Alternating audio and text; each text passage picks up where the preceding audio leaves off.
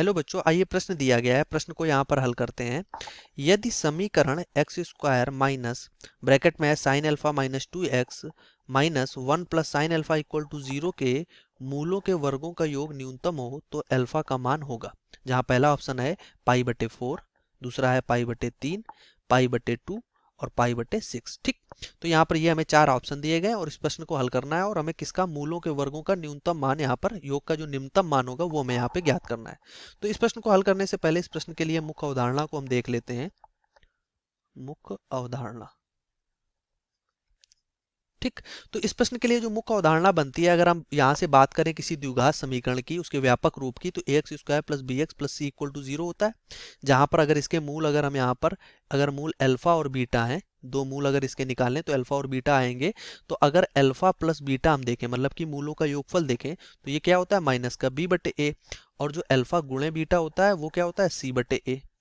इसी के आधार पर इस प्रश्न को हल करते हैं। इस मुख्य अवधारणा के आधार पर हमें समीकरण क्या दिया है, एक्स स्क्वायर माइनस, यहाँ से हो जाएगा साइन अल्फा माइनस 2x, और ये हमें दिया हुआ है माइनस का 1 plus sine alpha equal to 0। ये हमें यहाँ पर देखें तो ये हमें समीकरण दिया हुआ है प्रश्न में। तो अगर इसके लिए मूलों का योगफल ज्ञात करें, मतलब कि अल्फा प्लस बीटा ज्ञात करें, इसके मूल अल्फा और बीटा मान लें, तो मूलों का योगफल इसका क्या होगा माइनस का बी बटे। तो माइनस बी बटे क्या हो जाएगा, साइन अल्फा माइनस 2 हो जाएगा, क्योंकि ये तो माइनस माइनस प्लस हो जाएगा।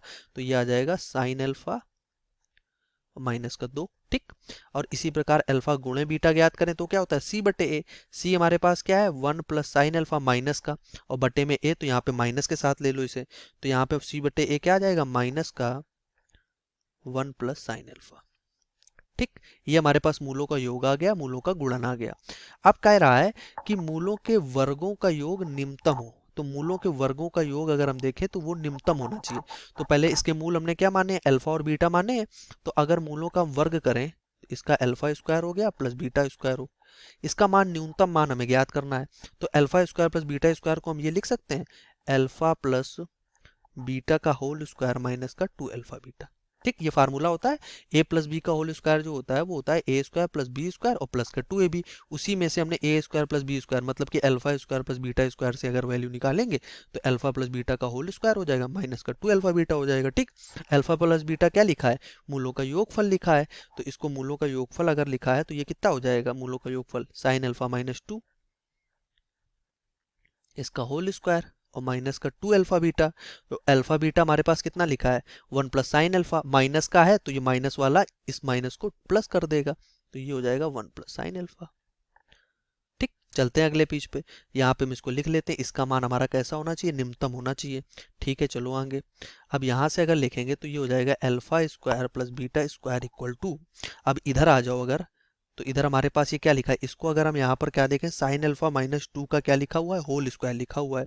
अगर इसको होल स्क्वायर से हम खोल देते हैं, इसको होल स्क्वायर खोलते हैं तो ये हो जाएगा साइन स्क्वायर अल्फा, ठीक, 2 का स्क्वायर 4 हो जाएगा, और माइनस का 4 क्या आ जाएगा साइन अल्फा 4, हाँ साइन अल्फा आ जाएगा बस, क्योंकि 2ab हो जाएगा।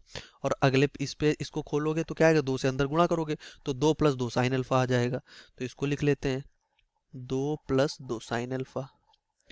अब देखो अब क्या होता है, अब इसको यहाँ से ध्यान से देखिएगा, अल्फा स्क्वायर बीटा स्क्वायर, अब ये साइन स्क्वायर अल्फा है, इसको ऐसे रहने दो, कोई दिक्कत नहीं। ये 4 और 2 के 6 हो जाएगा, यहाँ से माइनस 2 और प्लस 2 माइनस का 2 हो जाएगा, तो माइनस का 2 साइन अल्फा आ जाएगा। और ये कितना हो जाएगा, ये यहाँ पर 6 हो जाएगा। तो साइन स्क्वायर अल्फा माइनस का 2 साइन अल्फा और प्लस का क्या आ जाएगा, यहाँ पर 6 आ जाएगा। ठीक है, अब इसके आगे अगर बात करें तो यहाँ से हम क्या करते हैं, ये हो जाएगा alpha square plus beta square equal to sine square alpha minus का 2 साइन अल्फा, और इस 6 को हम क्या करते हैं 1 प्लस 5 लिख लेते हैं। क्यों हमने ऐसा किया, 1 प्लस 5 क्यों लिखा, क्योंकि ये देखोगे ना तो ये ए स्क्वायर और 1 का square B square minus 2ab यहाँ से बन जाएगा। तो यहाँ से इसको हम क्या करेंगे, जो हमारे पास ये वाला इतना वाला टर्म है, इतना पद जो है यहाँ से साइन स्क्वायर से लेके 1 तक, ये बन जाएगा साइन अल्फा और माइनस 1 का होल स्क्वायर, और प्लस 5 हमने अलग कर लिया, इसका होल स्क्वायर बना लिया। ये होल स्क्वायर हमने क्यों बना लिया, क्योंकि यहाँ से हम क्या करेंगे साइन अल्फा का न्यूनतम मान क्या हो सकता है, ये हम यहाँ से देख सकते हैं। तो यहाँ से देखो कि साइन अल्फा -1 का स्क्वायर लगा है, तो साइन इसका हमें सबसे न्यूनतम मान यहाँ पर क्या मिल सकता है, 0 ही तो मिलेगा। देखो किसी भी संख्या में जब वर्ग होता है, वर्ग लगा होता है, तो सबसे न्यूनतम मान हमें 0 ही मिलता है, क्योंकि स्क्वायर करने पर ऋणात्मक का मान भी क्या हो जाता है, धनात्मक हो जाता है। किसी संख्या का वर्ग कर दो तो वो ऋणात्मक संख्या भी है तो वो भी धनात्मक हो जाती है। तो यहाँ से साइन अल्फा का सबसे ऋणात्मक मान हमें यहाँ पे हमें सबसे साइन अल्फा -1 पूरा टोटल मान हमें सबसे न्यूनतम मान कहाँ पे मिलेगा, जब साइन अल्फा 1 होगा, तभी तो 1 से -1 कटेगा। तो यहाँ पे साइन अल्फा की वैल्यू हम क्या रखेंगे, 1। तो यहाँ पे क्या निकालेंगे, अल्फा स्क्वायर बीटा स्क्वायर, ये हमारे पास क्या होगा, निम्नतम मान, इसका निम्नतम मान। और ये हमें निम्नतम मान यहाँ पे कहाँ पे मिलेगा, ये निम्नतम मान हमें वहां पे मिलेगा जहाँ पे साइन अल्फा की वैल्यू 1 होगी, क्योंकि 1 से 1 जब कट जाएगा तो ये 0 हो जाएगा पूरा। तो ये हमें यहाँ कहाँ पे मिलेगा, जब साइन अल्फा इक्वल टू क्या होना चाहिए, 1। और साइन में जो हमारे पास 1 मान होता है वो किसका मान होता है, 90 डिग्री पे, मतलब π/2 पे। तो अल्फा इक्वल टू क्या आ जाएगा, π/2। मतलब कि क्योंकि प्रश्न में हमसे क्या पूछा गया था, प्रश्न में हमसे यही पूछा गया था कि अल्फा का मान हमें ज्ञात करना है, निम्नतम मान। तो अल्फा जब π/2 हम रख देंगे तो यहाँ पर हमें क्या मिलने वाला है, यहाँ पे जो हमें मान मिलेगा वो सबसे न्यूनतम मिलेगा, जो हमारे पास मूलों के वर्ग का सबसे न्यूनतम मान होगा। तो कौन सा ऑप्शन सही होगा, ऑप्शन देख लेते हैं अपना। तो ऑप्शन जो हमारे पास सही होने वाला है वो सी ऑप्शन सही होने वाला है। तो आशा करते हैं इस प्रश्न का उत्तर आपको समझ में आया होगा। धन्यवाद।